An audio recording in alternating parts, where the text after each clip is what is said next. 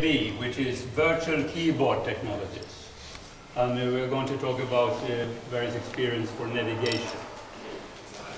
Which user interface are you using now when you're using a regular computer? You have keyboard, you have mouse, you have these touchpads, voice. That's good. What user interface are you going to use for wearable computing? We're talking about augmented reality or virtual reality. So what are you going to use then? The keyboard, the mouse? No. You're going to use something that gives you a good experience with it, all right? So what will be the big thing with wearable computing?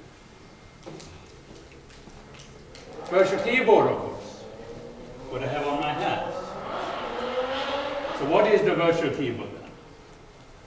Imagine Minority Report. You remember that movie with Tom Cruise? He can move things around. Yes? That's this one. Or the Google Glasses. We tried the Google Glasses a couple of days ago. Nice technology to look at things, but not for navigation. How do you input things when you have the Google Glasses? You touch it, you say things, doesn't do anything. Because voice recognition is not here yet.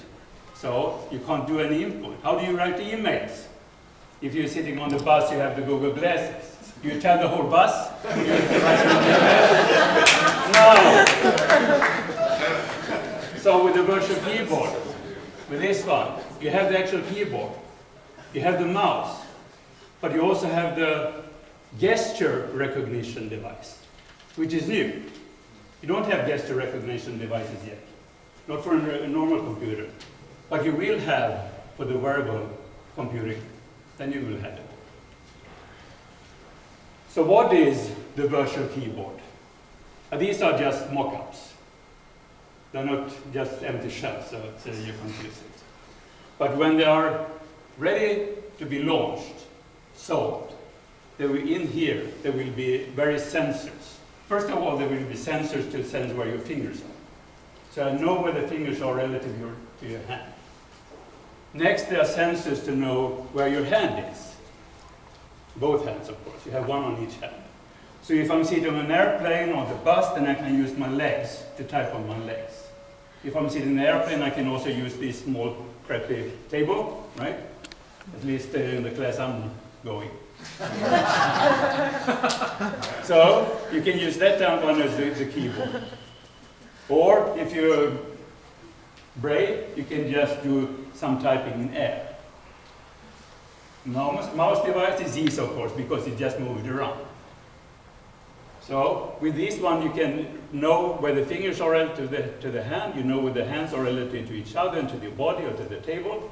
That means if when the hands are moving on the table, we know where they are. And if I'm using the small finger here, I don't know what you call them, Lille Vicky or whatever, Lilla VKB in Swedish.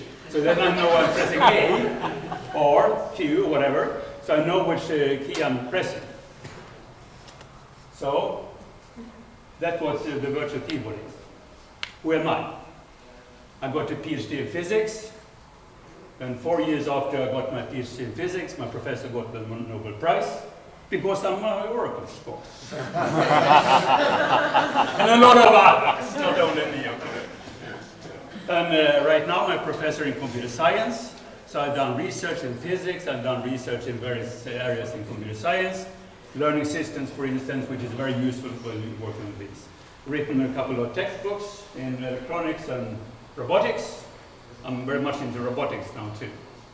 And I've been working with something that is called Senseboard technology, which is prior to this. So I know exactly what's in here. So what's now? I have a new technology. I have a new patent that will solve the problem that Senseboard could not solve. Because we just came up to 95% accuracy for the keyboard, which is not enough. With this new sensor, I'm sure that we can get higher, up to the 100%, close to the 100%. So I'm looking for a partner, strategic partner, that can help me to do this. Because I have the knowledge, but I don't have enough muscles. I need more muscles. Thank you.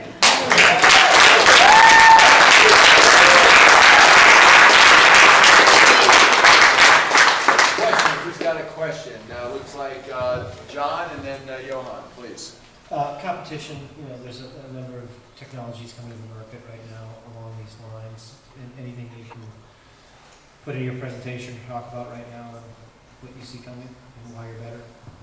I know there's a lot of things that can do the gesture recognition and mouse stuff. And there also the various keyboards is the projection keyboard. Then you need a surface somewhere and then you put it up. And I also know that the projection keyboard, you can just use a couple of fingers at a time. You can use the whole full hands in full speed. That's what I know about.